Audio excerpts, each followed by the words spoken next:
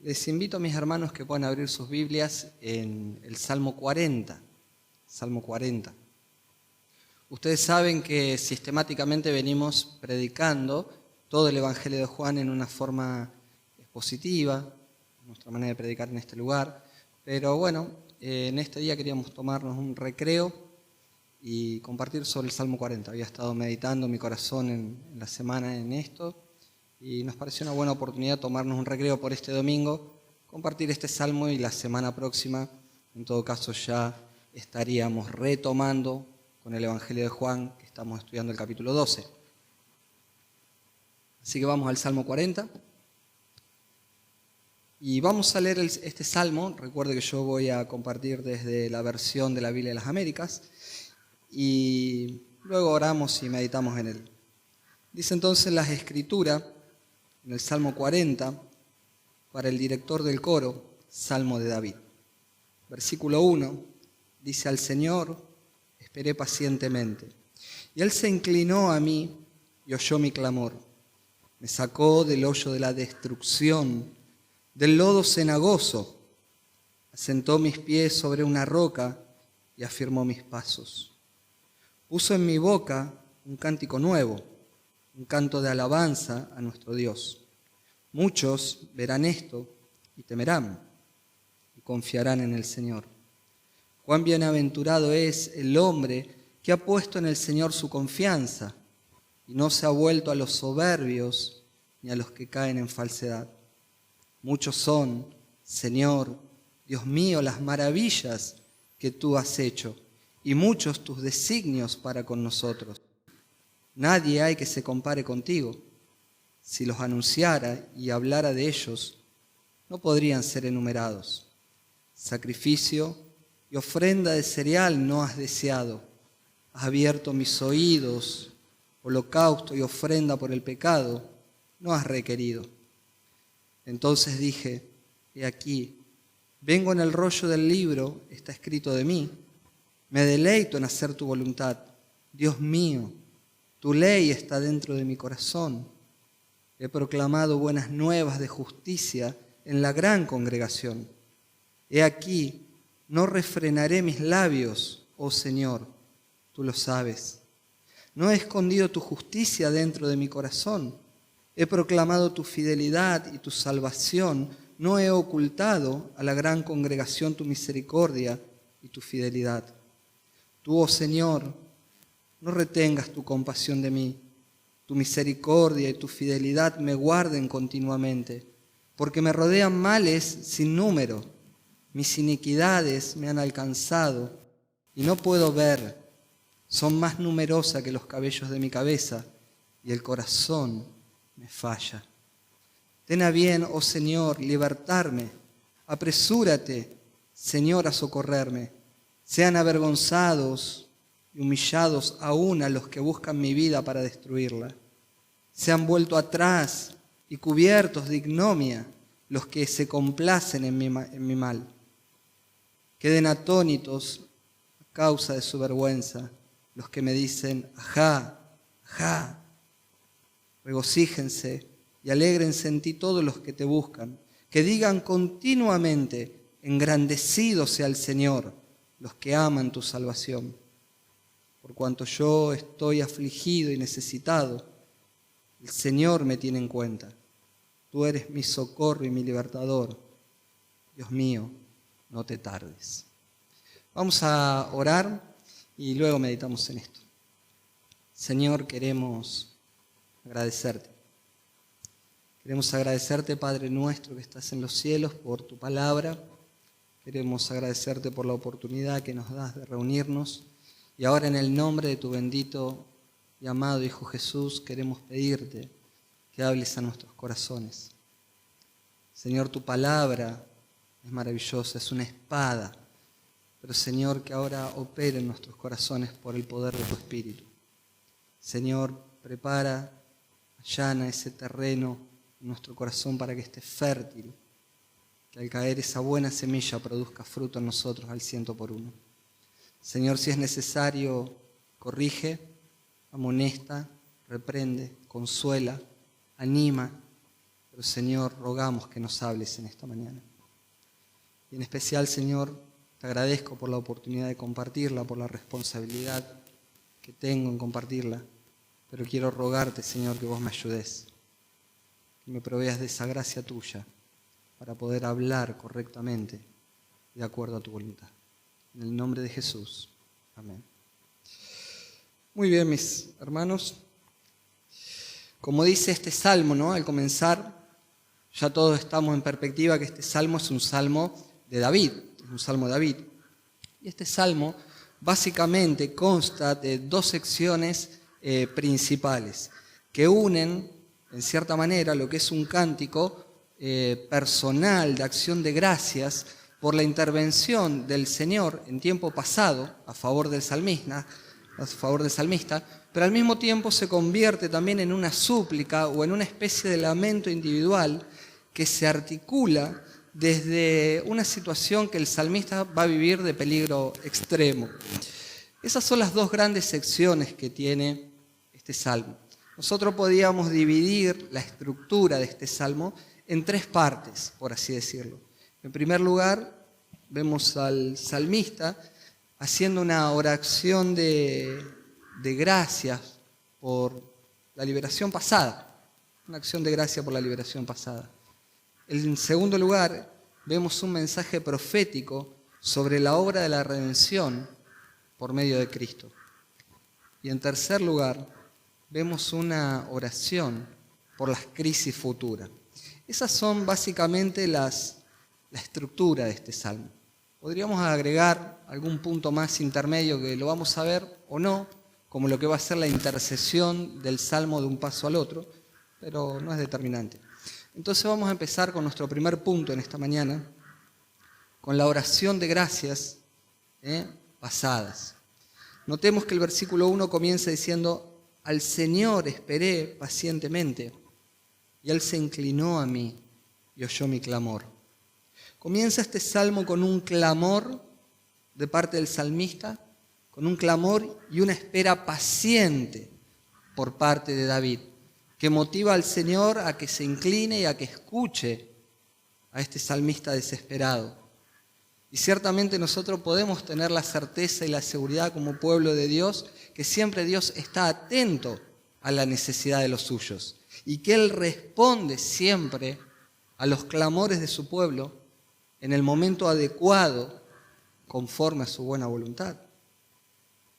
Y yo quisiera que si hay algo que podemos aprender nosotros en esta mañana, en este primer versículo, es que podamos retener la forma en la que el salmista ha orado. Debemos aprender que la paciencia en nuestra vida es un elemento fundamental dentro de lo que es la oración. La paciencia como un elemento fundamental de la oración. Porque la paciencia demuestra la confianza que nosotros tenemos en el Señor, sin tener en cuenta la adversidad que nos puede estar rodeando o la opresión del tiempo. Porque muchas veces sentimos que el tiempo nos está abrumando, que los tiempos se terminan, que ya no hay esperanza y entramos en esa especie de desesperación. Entonces qué bueno es poder clamar a Dios y esperar pacientemente, porque nuestra paciencia demuestra la confianza que tenemos en el Señor cuando la situación es adversa en el tiempo y en las circunstancias. La intervención divina siempre llega a nuestras vidas en el momento oportuno.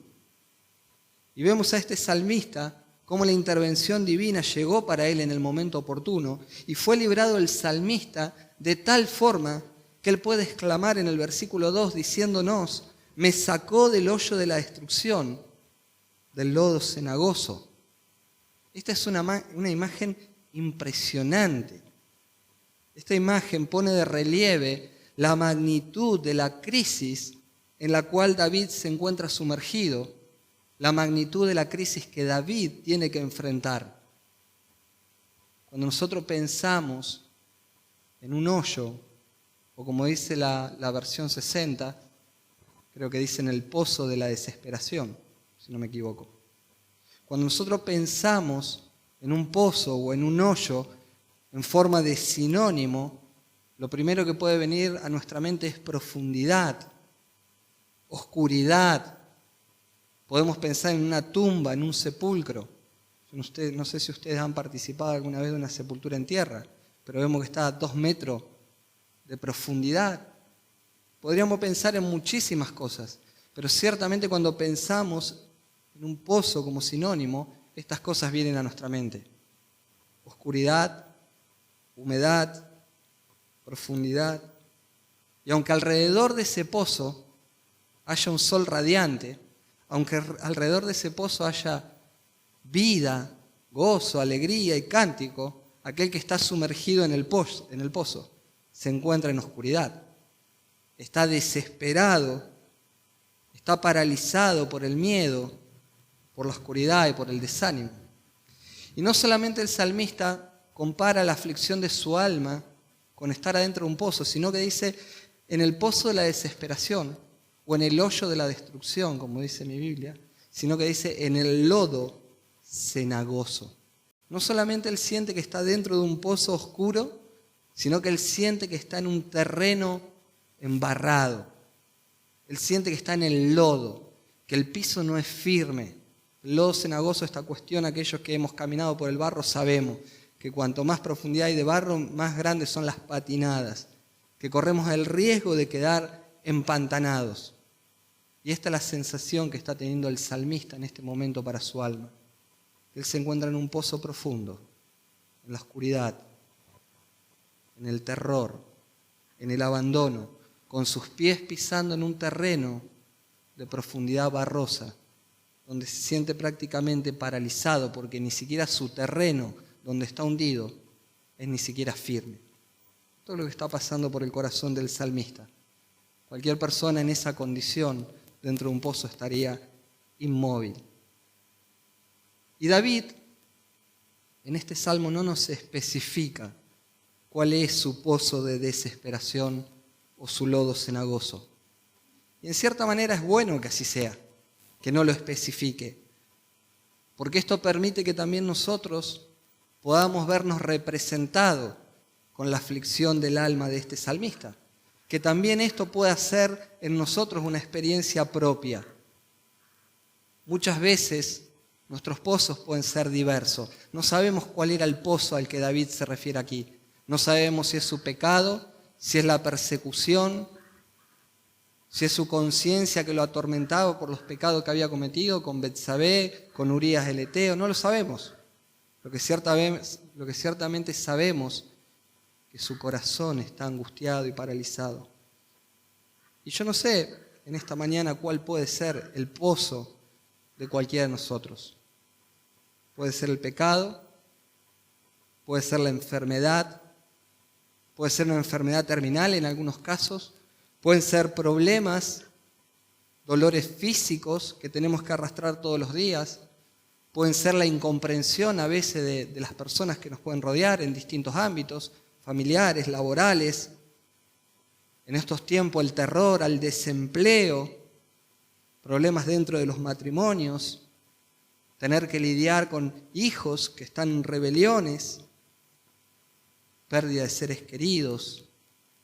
En este tiempo de pandemia, la ansiedad de estar en aislamiento y encerrado, a mucha gente la siente en un estado de desesperación y ha caído en ansiedad. Adicciones, el alcohol, las drogas, la pornografía, no sé, distinto tipo de pozos. Ahora bien, lo maravilloso es que cualquiera sea el pozo, desde ese pozo de la desesperación fue donde el Señor sacó a David. Del pozo que David tenía cualquiera fuera, fue el Señor el que lo rescató. Y note que dice la Escritura, asentó mis pies sobre una roca y afirmó mis pasos. En ese hoyo de destrucción, donde todo alrededor era vida y él estaba sumergido, donde su alma estaba afligida, desde ese lugar el Señor lo fue a buscar para rescatarlo y para poner los pies de David sobre una roca, afirmar los pasos de David. Y esta intervención divina nos revela la estabilidad que Dios trae cuando viene al rescate de sus amados. Porque dice que los sacó de ese lugar para ponerlos sobre una roca. y piense por un minuto, de estar en el pozo chapoteando en el barro, tratando de estabilizarse dentro del barro, ahora el Señor viene para sacarlo y lo pone sobre una roca, algo que es un lugar firme, lo pone en un lugar seguro, en un lugar estable. Es decir, hay en la vida de David ahora una transición de la inseguridad a la seguridad, de la fragilidad en la que él se encuentra, su alma desesperada, ahora lo coloca sobre un lugar estable. De lo que no tiene fundamento, ahora el Señor lo pone sobre una base sólida. Y esto fue una experiencia espiritual en el corazón de David. Así como nosotros lo miramos desde el mundo natural, esto fue una estabilidad para su alma. Junto con la acción del rescate, de llevarlo a un lugar sólido, ahora el mismo Señor deposita en el corazón de David un cántico nuevo, para que el salmista pueda alabarle, para que el salmista pueda testificar de él. Note versículo 3, dice, puso en mi boca un cántico nuevo, un canto de alabanza a nuestro Dios. Muchos verán estos, temerán, confiarán en el Señor. Qué maravilloso, ¿no? Y ponga atención a esto, porque el cántico no brotó inmediatamente de David, sino que dice que quien puso ese cántico fue el Señor. Dice, puso en mi boca un cántico nuevo. Fue Dios quien puso un cántico nuevo en el corazón de David.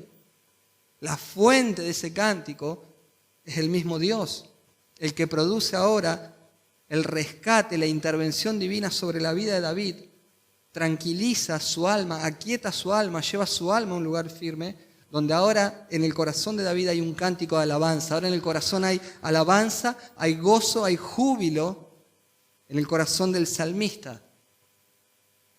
Ahora es útil el canto de este salmista y este júbilo para que los demás puedan ver lo que el Señor hizo en la vida de David. No solamente para que puedan ver, sino que para que puedan temer a Dios y puedan confiar en Él.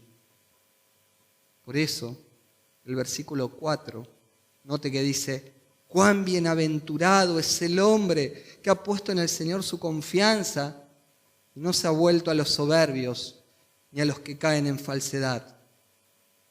Qué precioso la declaración del salmista. Las personas que depositan la confianza en el Señor, se nos dice que son bienaventuradas. Y no solamente se nos dice que son bienaventuradas, sino que note la expresión del salmista. Comienza el versículo 4 diciendo, cuán bienaventurados es el hombre que ha puesto su confianza en el Señor. Note la expresión, porque el pronombre cuán es un pronombre cuantitativo. Está mostrando cantidad, grandeza, abundancia. Eso es lo que está mostrando. Dice, qué dichosos, qué felices, qué bienaventurados son las personas que han puesto su confianza en el Señor. Esto es maravilloso.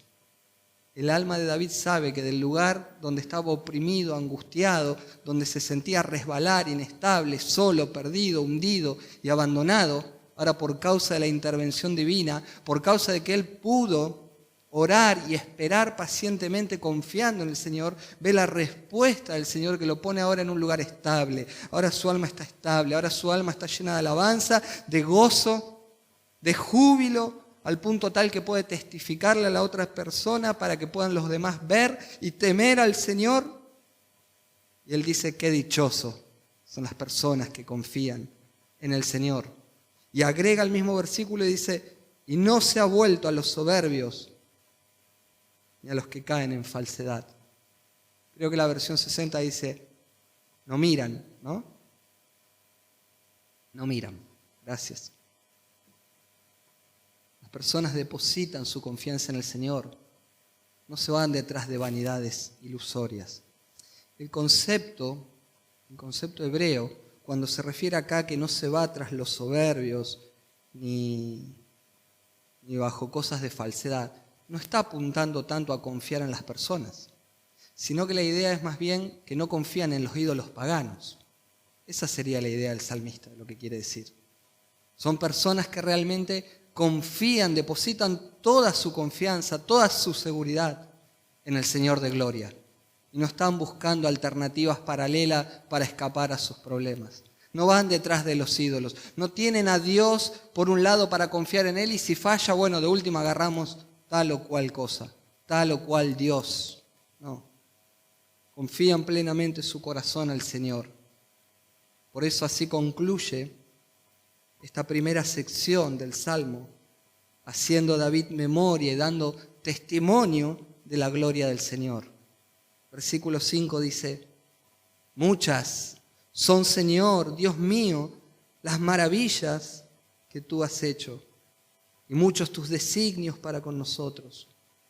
Nadie hay que se compare contigo. Si los anunciara y hablara de ellos, no podrían ser enumerados. Qué maravilloso. El salmista se pone a mirar hacia atrás su condición de cómo estaba y empieza a hacer memoria. Y ahora empieza a dar testimonio y a hablar de la gloria del Señor. Empieza a hacer memoria, dice, y muchas son las maravillas que tú has hecho. Muchas son las maravillas. Muchos son tus designios para con nosotros. Nadie se compara. Él empieza a darle gloria al Señor y a testificar del Señor. Y así cierra esta primera sección con un cántico, con una acción de gracias por lo que Dios había hecho en el pasado en la vida de David. Y a partir de ahora comienza nuestro segundo punto, en el versículo 6 en adelante, porque acá empieza un mensaje que es profético sobre la redención por medio de Cristo. Versículo 6 dice, sacrificio y ofrenda de cereal no has deseado. Has abierto mis oídos, holocausto y ofrenda por el pecado no has requerido. Entonces dije, he aquí, vengo, en el rollo del libro está escrito de mí. Note eso, qué tremendo. Ahora el Señor inspira a David, después de regocijarse por la maravillosa obra de Dios a favor de David y a favor de todos los suyos, lo inspira a profetizar sobre la obra de la redención por medio del Señor Jesucristo. Si bien David, déjeme hacer un paréntesis acá, él puede estar escribiendo bajo la perspectiva de él, bajo la perspectiva humana, pensando en él mismo, porque él como rey no ignora que Deuteronomio capítulo 17, del versículo 14 al versículo 20, hay estatutos que se le daban a los reyes. Y entre ellos, de algunos mandamientos que se le habían dado a los reyes, el rey tenía que tener una copia de la ley, una copia de la Torá, de los primeros 5 libros de la ley, y meditarlos y conocerlos y saber lo que decían. Y David estaba familiarizado con todos los sacrificios que Israel tenía que hacer. Pero David sabía que había más que eso, que los sacrificios no eran suficientes, sino que tenía que ver con actitudes del corazón. Y David empieza a hablar tal vez bajo la perspectiva humana, inspirado por el Espíritu, pero profetizando la obra de la redención de la cual Cristo iba a ser nuestro mediador. Porque estos mismos versículos que van desde el 6 al versículo 10 de este Salmo son repetidos por el autor de los Hebreos. Estos mismos versículos son citados a tal efectos como puesto en la boca del Señor en Hebreos capítulo 10, versículos 5 al 7. Ahí dice la Escritura en Hebreos 10, 5, por lo cual, al entrar Él, refiriéndose a Cristo, por lo cual al entrar Él en el mundo, dice, sacrificio y ofrenda no has querido, pero un cuerpo has preparado para mí. En holocausto y sacrificios por el pecado no te has complacido.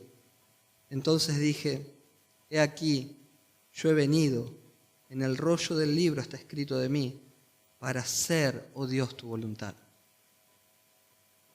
Proféticamente estos versículos del Salmo 40 estaban hablando de Cristo, estaban apuntando hacia Cristo. Y en primer lugar, nosotros volviendo al Salmo 40, que es el que estamos meditando, en el versículo 6, nosotros podemos ver la insuficiencia, en primer lugar, de los sacrificios legales. Note que dice sacrificio y ofrenda de cereal no has deseado. Holocausto y ofrenda por el pecado no has requerido. En primer lugar, nosotros vemos la incapacidad de los sacrificios legales para salvar a las personas. Alcanzaban en ese tiempo para cubrir el pecado, pero nunca jamás podían borrarlo, absolutamente.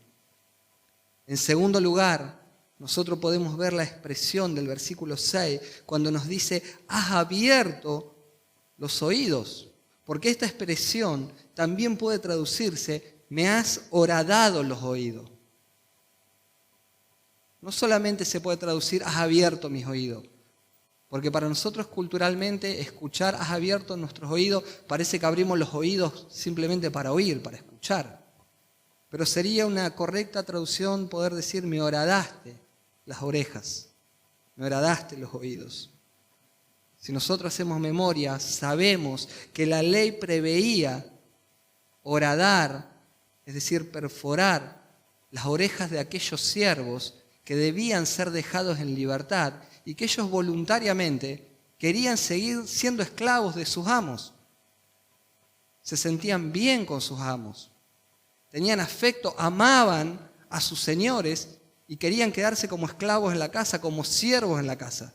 Entonces, cuando un siervo, pudiendo tener la libertad, aún quería continuar como un esclavo, se le debían perforar las orejas, se le debían horadar las orejas. Y qué interesante, ¿no?, pensar en esto por un minuto, porque hablamos de esclavos que eran voluntarios, siervos que se convertían en voluntarios.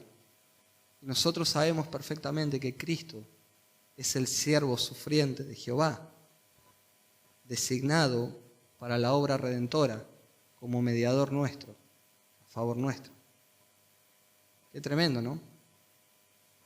Y en tercer lugar, Cristo asumió con gozo hacer la voluntad del Padre. Note lo que dice el versículo 8. Me deleito en hacer tu voluntad, Dios mío. Tu ley está dentro de mi corazón. Esto está profetizando el salmista. Me deleito en hacer tu voluntad. Dios mío, tu ley está dentro de mi corazón. Pero sabe que el autor de los Hebreos, en Hebreos capítulo 12, en el versículo 2, nos dice lo siguiente. Puesto los ojos en Jesús, el autor y consumador de la fe.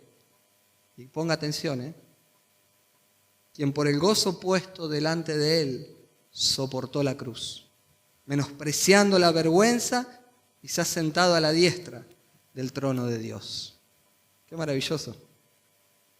El salmista, por un lado, nos declara, me deleito en hacer tu voluntad, Dios mío. Cristo hizo la voluntad del Padre con gozo, como ese siervo sufriente, con gozo.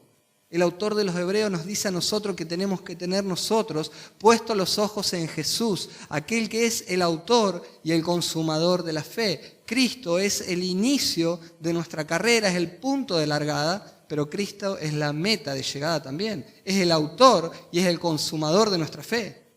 Pero también Cristo tuvo una meta en su carrera, en su ministerio terrenal. ¿Sabe cuál fue esa meta? Nosotros fuimos la meta. Por eso, con gozo, soportó la cruz. Porque la meta era redimirnos a nosotros. El profeta Isaías, hablando del siervo de Jehová en el capítulo 53, en el versículo 11, hablando de Cristo, dice, verá el fruto de la aflicción de su alma y estará satisfecho. El motivo de redimirnos a nosotros produjo gozo en el Señor. Y el salmista está diciendo en el Salmo 40, verso 8, me deleito en hacer tu voluntad, Dios mío. En cuarto lugar, dentro de esta profecía mesiánica, Cristo también vino para predicar el evangelio de salvación a los perdidos.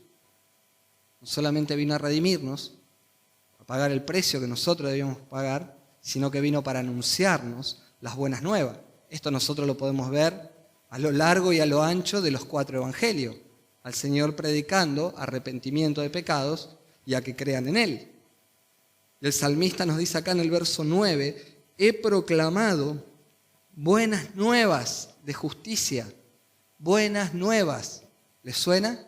el Evangelio. He proclamado buenas nuevas de justicia en la gran congregación. He aquí, no refrenaré mis labios, oh Señor, tú lo sabes. No he escondido tu justicia dentro de mi corazón. He proclamado tu fidelidad y tu salvación. No he ocultado a la gran congregación tu misericordia y tu verdad. El salmista se ve anunciando a la congregación las salvaciones del Señor, compartiendo las buenas nuevas, hablando de la justicia de Dios. Pero también Cristo vino para hacer esto. Este cumplimiento se dio en Cristo. Mirando los evangelios nosotros sabemos cómo se llamó al arrepentimiento de pecados. Cuando nosotros miramos el evangelio de Marcos en el capítulo 1, nos encontramos al Señor Jesús yendo a la casa de Pedro. Y en la casa de Pedro sanó a la suegra de Pedro. Y dice que las multitudes se amontonaron en la casa de Pedro. Fueron a la puerta y el Señor salió y sanó un montón de personas. Y luego fue a orar y a descansar. Y cuando se levantaron muy temprano y el Señor ya estaba orando, Pedro le dice, la multitud está de vuelta acá y te busca. Y Marcos 1:38, el Señor les responde a sus discípulos. Él les dijo, vamos a los lugares vecinos para que predique también allí, porque para esto he venido. Y predicaba en la sinagoga de ellos y en toda Galilea y echaba fuera a los demonios. Entonces entiende cómo este salmo, en el capítulo 40, del versículo 6 al 10, es una profecía netamente mesiánica, está hablando de Cristo. Cristo en su ministerio terrenal llamó a las personas al arrepentimiento. Y ahora nos encontramos con el versículo 11 y 12 de este salmo, donde estos versículos son una especie de transición. Son una especie de transición entre estas dos grandes secciones que venimos viendo. La acción de gracia por la respuesta pasada, pero el clamor del salmista ahora por los tiempos también futuros. ¿Y por qué digo una especie de transición? Porque acá se devela el corazón del salmista. Acá nuevamente David está hablando de su persona. Note esto, verso 11. Tú, oh Señor, no retengas tu compasión de mí. Tu misericordia y tu verdad me guarden continuamente, porque me rodean males sin números. Mis iniquidades me han alcanzado y no puedo ver. Son más numerosas que los cabellos de mi cabeza y el corazón me falla. El salmista ahora continúa pidiéndole misericordia a Dios, porque su mayor problema, el problema que él tiene que enfrentar, no es simplemente el pozo de la desesperación. Ese no fue su mayor problema. Su mayor lucha es con su propio pecado. Observe que dice que mis iniquidades me han alcanzado. Los males me han rodeado. Mis males son sin número y mis iniquidades me han alcanzado. Él puede reconocer su lucha con el pecado. Entonces lo más grave no fue enfrentar el pozo de la desesperación y el lodo cenagoso, sino la lucha que el salmista tiene con su propio pecado. Un pecado que él siente que lo paraliza, que lo angustia, que lo deprime. El salmista está observando su propio corazón y él se da cuenta que no puede cumplir con lo que dice el Salmo 1, por ejemplo, que él no pudo andar en el camino de los buenos, que sus males lo han alcanzado, que sus enemigos ahora lo rodean por todas partes. El salmista se siente abrumado por su propio pecado, porque los enemigos lo acechan y en medio de ese acecho él hace un ruego desesperado. Verso 13. Ten a bien, oh Señor, libertarme. Apresúrate, Señor, a socorrerme. Sean avergonzados y humillados los que aún buscan mi vida para destruirla. Sean vueltos atrás y cubiertos de ignominia los que se complacen en mi mal. Queden atónitos a causa de su vergüenza los que me dicen, ajá, ajá. Podemos ver en estos últimos versículos a los que vamos llegando, la gran intensidad que tienen estos versículos. Un clamor lleno de angustia por lo que él está experimentando, por estar en medio de la aflicción, en medio del sufrimiento. Pero aún ahí, en ese lugar, el salmista recuerda que el Señor es su Salvador. Y esto es lo maravilloso. Note el versículo 16. Nuevamente el salmista recuerda que el Señor es su Salvador. Regocíjense y alégresen en ti todos los que te buscan, que digan continuamente, engrandecido sea el Señor, los que aman tu salvación. Él empieza a hacer memoria nuevamente de lo que Dios ya había hecho. Dice, regocíjense, alégrense en ti los que te buscan. Dice, engrandecido sea el Señor, los que aman tu salvación. Y esto es precioso, ¿no? Porque el salmista viene de una historia pasada donde fue rescatado de ese hoyo, de ese pozo de desesperación, de ese lodo cenagoso. Viene de alabar y glorificar a Dios y llamar a la multitud a que debe confiar ahora en el Señor. Y profetiza sobre este Mesías prometido que está ahí en el medio. Y nuevamente ahora él siente que está en situación de aflicción, que su pecado lo rodea, que los males los rodean, que los enemigos los rodean. Pero el salmista sabe algo. La solución a todos sus problemas es ese Mesías prometido entre el versículo 6 y el versículo 10. Dice, regocíjense todos los que confían en el Señor, porque ese es nuestro Salvador. El versículo 17, fíjese lo que dice. Por cuanto yo estoy afligido, necesitado, el Señor me tiene en cuenta. Tú eres mi socorro, mi libertador. Dios mío, no te tardes. David recuerda que el Señor es su Salvador, pero ahora se da cuenta que nuevamente va a necesitar la ayuda del Señor. La expresión del versículo 17 es extraordinaria. Ahora estoy afligido, ahora estoy necesitado de vuelta. Ahora, Señor, he caído en otro pozo. Tal vez diferente al primero, pero acá estoy. Y otra vez necesito de tu misericordia. Otra vez necesito de tu socorro. Y concluye el salmista diciendo, Dios mío, no te tardes.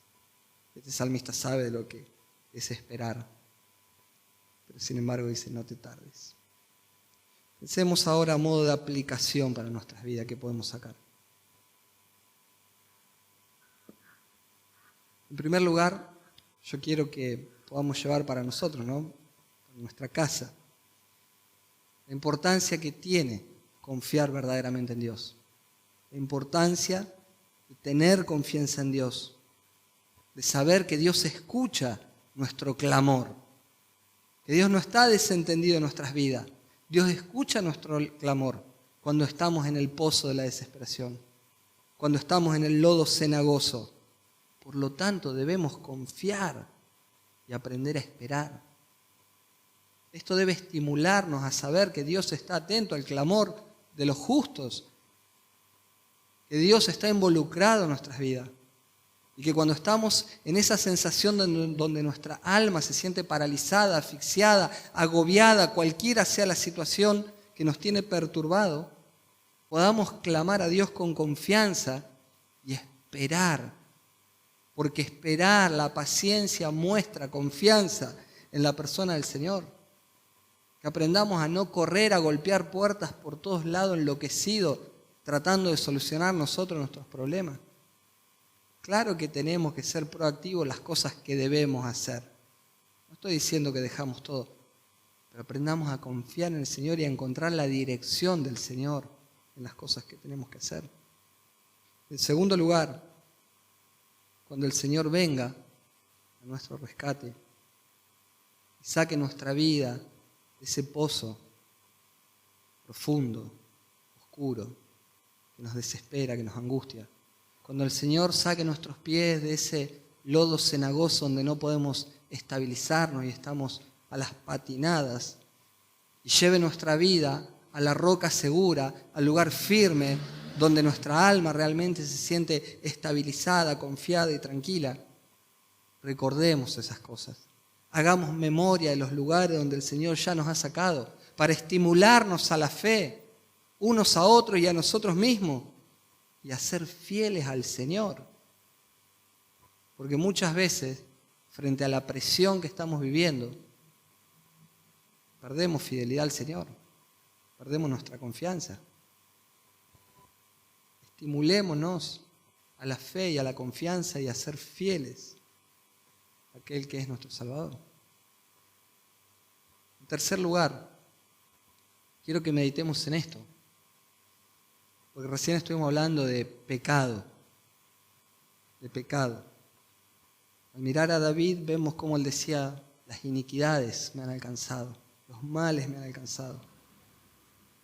Y yo quiero invitarte a pensar que nuestro corazón no es muy diferente al del rey David. En absoluto.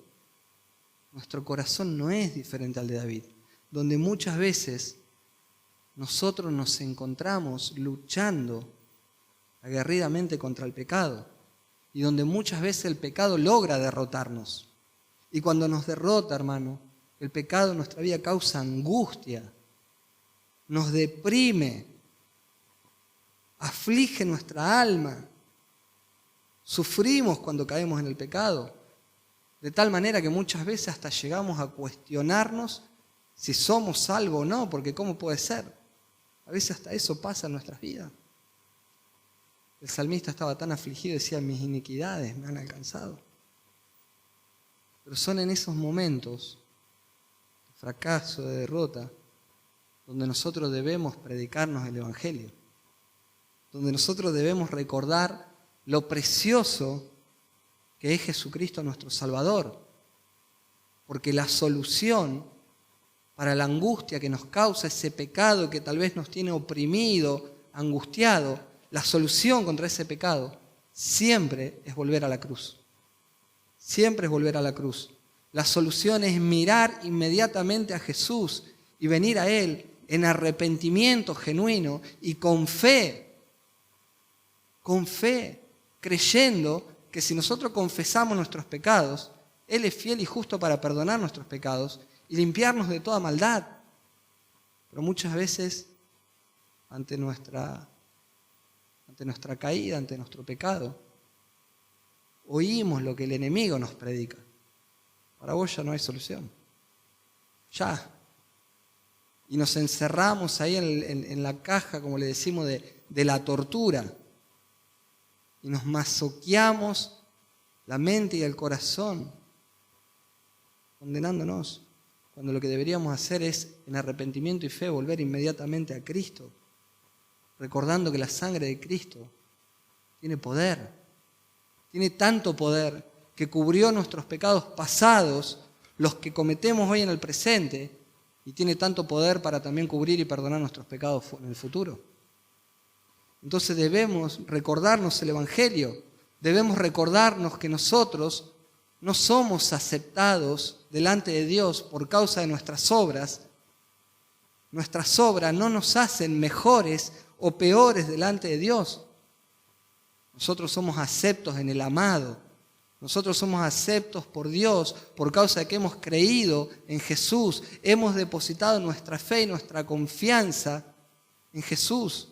Hemos soltado, nos hemos arrojado, por decirlo de alguna manera, confiadamente en los brazos de nuestro Salvador. Yo me acuerdo cuando Juan era chico y a veces se paraba en algún lado alto y yo le decía, tirate, y él se tiraba. Y era chico y confiaba. No estaba pensando si me va a atajar o no me va a atajar, tiene fuerza para atajarme. Si hoy le digo, tirate arriba mío con lo que mide y pesa, creo que lo pensaría. Pero hermano, solo se arrojaba. Hermano, nosotros no somos aceptos en Dios por nuestras obras. Somos aceptos porque un día nos arrojamos en los brazos de nuestro gran Salvador confiando de que Él nos va a llevar a la gloria eterna. Entonces yo te animo a confiar en el Señor y no en tus obras. Y cuando ese pecado que te angustia, te deprime, te atormenta, recordá que Cristo siempre está con los brazos abiertos. Confía en Él. Confía en Él. Solamente arrepentite y volvé a Cristo en arrepentimiento y fe. Y por último, mis queridos hermanos, no debemos ignorar, no quiero que ignoremos que las victorias pasadas, las que vivimos ayer, antes de ayer o aún más atrás, no impiden que vengan sufrimientos futuros. Esto es algo que como creyente también quiero que se lleve de este salmo y lo tenga claro. El salmista empezó diciendo que al Señor había esperado pacientemente y que el Señor se había inclinado a él y que había oído el clamor y que lo sacó del hoyo de la destrucción, del lodo cenagoso.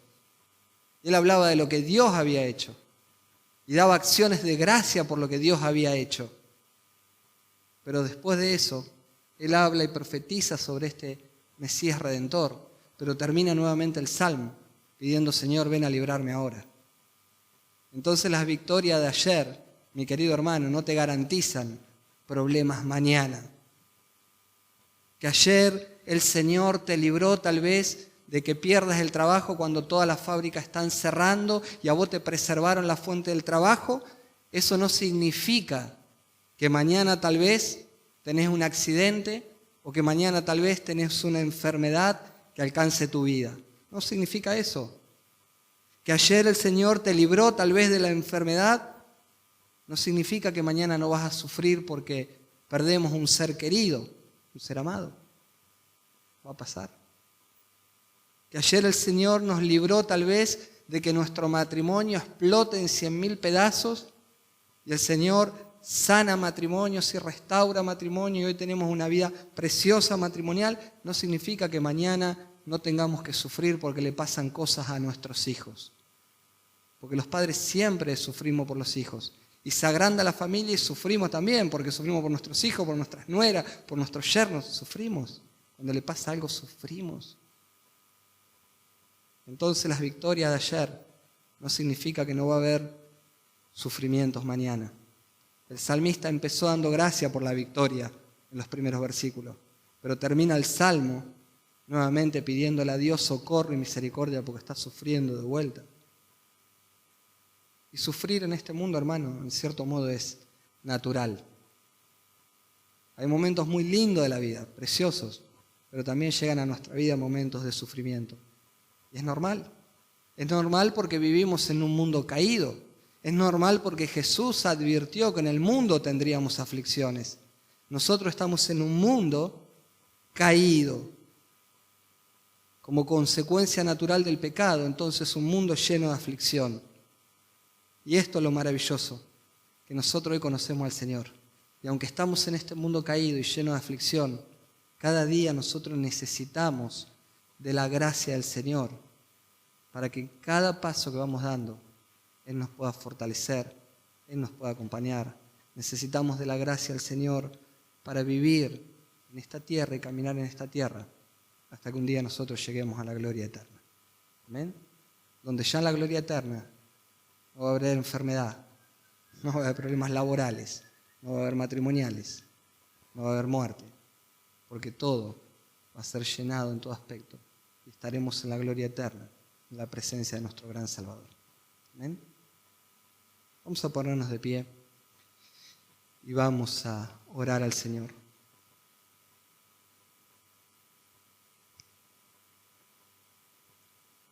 Señor, te damos muchísimas gracias por esta oportunidad tan linda que tú nos das, Señor, de estar acá, de ver tu palabra, Señor, de poder meditar en ella. Gracias, Señor, porque el alma de este salmista se encontraba en un pozo, en angustia, en inestabilidad emocional y espiritual. Pero de ese lugar, Señor, fuiste a socorrerlo. Y gracias, Señor, porque nuestra vida se ve representada también en este salmo. Porque muchas aflicciones tal vez ya hemos pasado. Y ayúdanos a hacer memoria, Señor, de todos los lugares donde nos socorriste, nos salvaste, donde nos estabilizaste, donde vimos obras tuyas maravillosas y ayúdanos a recordarlas para estimularnos a la fe, a ser fieles a vos. Gracias por Cristo, por una salvación tan grande, tan preciosa en aquella cruz. Gracias, Señor, porque sabemos, porque tu palabra nos advierte, que aunque ya vimos muchas cosas que hiciste a nuestro favor, no podemos evitar que un día la aflicción venga a nuestras vidas. Pero gracias, Señor, porque en ese momento nuestro corazón confía en tu palabra. Y tu palabra dice, Señor, que vos no nos dejaste solos, que vos vas a estar con nosotros hasta el fin del mundo.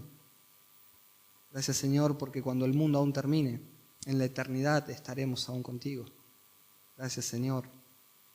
Gracias por habernos tomado por tus hijos, por habernos escogido de antes de la fundación del mundo, por amarnos en la manera que nos amaste, entregando a tu Hijo Jesús para redimir nuestra alma. Gracias, porque no lo merecíamos.